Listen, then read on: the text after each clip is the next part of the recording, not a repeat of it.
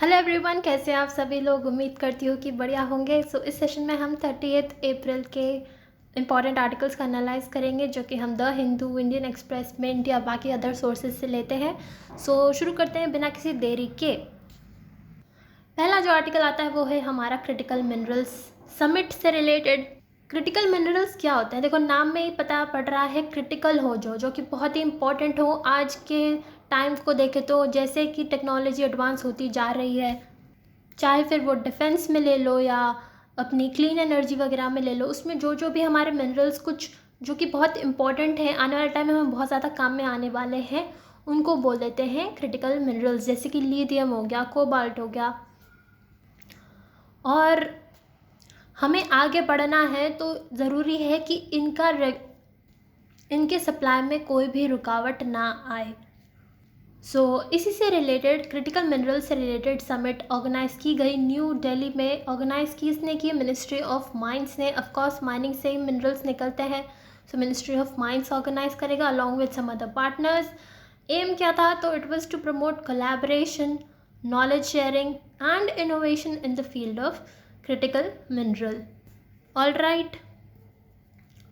अब जैसा कि मैंने बताया, they are the minerals essential for economic development and national security। अगर हमें आज के टाइम में डेवलप होना है, हमारी जो नेशनल सिक्योरिटी है उसको इंश्योर करना है, तो ज़रूरी है कि ये वाले मिनरल्स हमारे पास होने चाहिए। खुद के पास नहीं है तो बाहर से इनकी सप्लाई इंश्योर करें।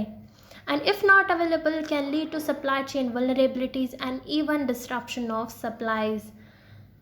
अगर मान लो हम किसी बाहर के नेशन पे डिपेंडेंट है और उन्होंने रोक दिया किसी कारण, तो of course we are very vulnerable.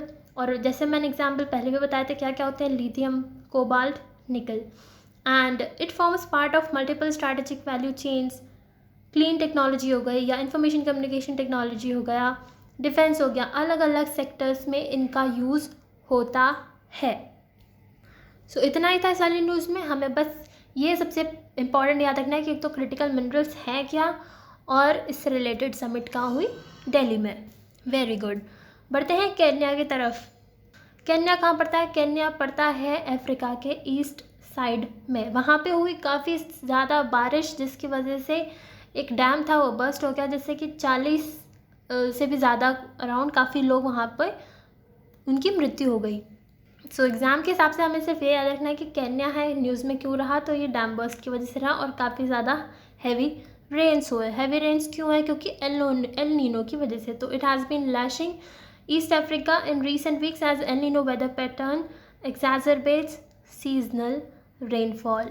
और माई महू एरिया में ये जो है डैम बर्स्ट हुआ। सिंपल थी वाली न्यूज़। वेरी गुड, आगे बढ़ो। शंघाई कोऑपरेशन ऑर्गेनाइजेशन, ये एक ग्रुपिंग है जिसका नाम आई थिंक मैक्सिमम लोगों ने सुन रखा होगा। नहीं सुना हो तो आज सुन लो। ये ग्रुपिंग है 9 मेंबर्स का, जिसका मोटो है कि कोऑपरेशन वगैरह बढ़ाना, ट्रेड, इकोनॉमिक डेवलपमेंट में कोऑपरेशन देना, या सेफ्टी सिक्योरिटी से रिलेटेड भी जो है कोऑर्डिनेशन मेंटेन करना। इसमें आते हैं 9 मेंबर कंट्रीज़। और इसकी जो डिफेंस मिनिस्टर्स की मीट हुई थी ना, वो हुई अस्ताना में। अस्ताना कजाकिस्तान की कैपिटल है, वहाँ पे हुई। उसमें कोई प्रोटोकॉल साइन हुए, joint communique was also issued after the meeting. और सभी ने अग्री किया to develop the idea of one earth, one family and one future. यानी कि हमारे भारत की भाषा में बोले तो वसुदेव कुटुंबकम, पूरा संसार हमारी एक फैमिली है। इसके बाद जैसा कि मैंने बताया, मल्टीलेटरल ऑर्गेनाइजेशन है, फॉर्म की गई थी 2001 में। 9 मेंबर्स हैं इसके। और बहुत सिंपल है, पहली बात तो नाम में ही शंघाई आ रहा है तो चाइना तो आएगा ही आएगा। चाइना आ रहा है तो रशिया भी आएगा, क्योंकि वो कम्युनिस्ट है और दोनों के काफ़ी मेल मिलाप खाते हैं आइडियोलॉजीज। तो रशिया चाइना दोनों साथ में आएंगे। उसके बाद जो सेंट्रल एशियन कंट्रीज़ हैं, कितनी है? 5 हैं। 5 में से 4 आएंगी, उज़्बेकिस्तान, तजिकिस्तान, कज़ाकिस्तान, किर्गिस्तान। कौन सा नहीं आया? तुर्कमेनिस्तान नहीं है इस ग्रुपिंग में, हमें यह याद रखना है, ठीक है। बाकी के 4 आएंगे। उसके बाद इंडिया है, सबसे इम्पॉर्टेंट बात, इंडिया है। और चाइना है इसमें, तो वो पाकिस्तान को लाएगा। They are all weather allies. और कुछ टाइम पहले ही एंट्री हुई ईरान की। तो इस तरह से हो जाते हैं हमारे 9 मेंबर्स। ठीक है, सिंपल था। ऑफिशियल लैंग्वेजेस है इसकी रशियन एंड चाइनीज़, और चेयरमैनशिप की अगर बात करें तो वो बाय रोटेशन होती है, कभी कोई सा नेशन कभी कोई सा नेशन, हर एक साल के लिए अलग अलग मेंबर स्टेट्स इसके चेयरमैन बनते हैं। इसके अलावा इसके एम की बात करें तो एम ये था भाई कि स्ट्रेंथन करो mutual trust, friendly relations develop हो, कोऑपरेशन हो इकोनॉमिक डेवलपमेंट में या सिक्योरिटी वगैरह में। और इंडिया और पाकिस्तान दोनों ही साथ में इसके मेंबर बने थे 2017 में। ईरान इसका मेंबर बना फ़िलहाल ही पिछले साल ही 2023 में। और इस ग्रुपिंग की बात करें तो ये इनकम्पास करती है 20% of world's GDP and 40% of global population. और इसका परमानेंट सेक्रेटेरिएट आता है बीजिंग में। याद रखना, शंघाई देख के शंघाई मत टिक कर देना, it is Beijing. All right, हो गया याद। बढ़ते हैं आगे। हैंगर क्लास सबमरीन, ये सबमरीन है जो कि चाइना ने लॉन्च की है पाकिस्तान के लिए। जी हाँ, 8 हैंगर क्लास सबमरीन बिल्ड की थी फॉर पाकिस्तान। एंड ये हमारे इंडिया की जो कलावरी क्लास की डीजल इलेक्ट्रिक अटैक सबमरीन्स है उसका एज अ डायरेक्ट राइवल आप मान सकते हैं।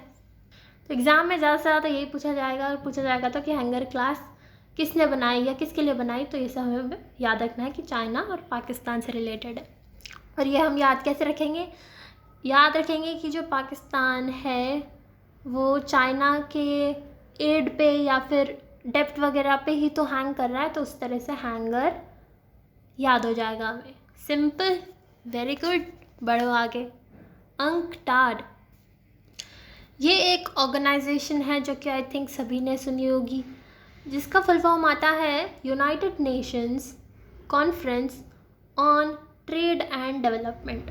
उसकी हुई है रीब्रांडिंग बोले तो उनका अब थोड़ा सा नाम में चेंज आया है और इसे बोला जाएगा यूएन ट्रेड एंड डेवलपमेंट। सी हट चुका है, अब कॉन्फ्रेंस हटा दिया है अब। और जैसा कि नाम में ही समझ में आ रहा है ट्रेड एंड डेवलपमेंट, तो इस ऑर्गेनाइजेशन का ये जो इंटर गवर्नमेंटल बॉडी है इसका एम यही है कि ट्रेड और डेवलपमेंट कैसा हो रहा है, कितना हो रहा है, उसी चीज़ों को एनालाइज करती है ये। ठीक है, हेडक्वार्टर्स कहाँ आते हैं? तो आते हैं जेनेवा स्विट्ज़रलैंड में। फॉर्म कब हुई थी? तो 1964 में ही ये फॉर्म हो गई थी। जी हाँ, and it is an permanent inter governmental body dealing with trade and development. Simple था, हो जाएगा याद। Very good. बढ़ते हैं आगे। अब आते हैं वर्ल्ड एनर्जी कांग्रेस पे। और हाँ, एक और इम्पॉर्टेंट बात, अगर ये वाली पीडीएफ आपको चाहिए होती है तो एक टेलीग्राम ग्रुप भी है जिसका लिंक दे रखा है डिस्क्रिप्शन में, तो आप वहाँ से ये डाउनलोड कर सकते हैं। और अगर बाय चांस थोड़ा भी पसंद आता हो सेशन, थोड़ी भी हेल्प मिलती हो, तो लाइक शेयर सब्सक्राइब भी कर सकते हैं। Okay, very good. बाकी आप सब बहुत समझदार बच्चे, I know. So World Energy Congress हुई, 26th एडिशन था। और कहाँ पे हुई? So Rotterdam, Netherlands. So Energy Congress थी तो वही सब बातें हुई कि भाई एनर्जी जो है उसमें जो हम रिन्यूएबल की तरफ ट्रांजिशन कर रहे हैं उसको कैसे करना है, किस तरह से एक्सेलरेट करना है, और बाकी एनर्जी से रिलेटेड बाकी सारी चीज़ों पे बातें हुई। So Rotterdam, Netherlands. और हर 3 साल में होती है ये। ऑर्गेनाइज कौन करवाता है? तो वो है वर्ल्ड एनर्जी काउंसिल। ये एक बॉडी है जो कि इसे ऑर्गेनाइज करवाती है। बॉडी नहीं, एक्चुअली काउंसिल है। It is a council, world energy council, which organises this Congress every 3 years। End of course India भी पार्टिसिपेट किया, बिकॉज इंडिया भी काफ़ी हद तक कोशिश कर रहा है रिन्यूएबल की तरफ आगे बढ़ने की।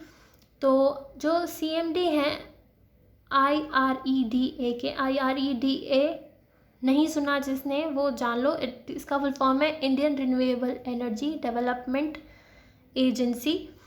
ये एक इंडिया की ऑर्गेनाइजेशन है जो कि वर्क करती है रिन्यूएबल एनर्जी वगैरह पे।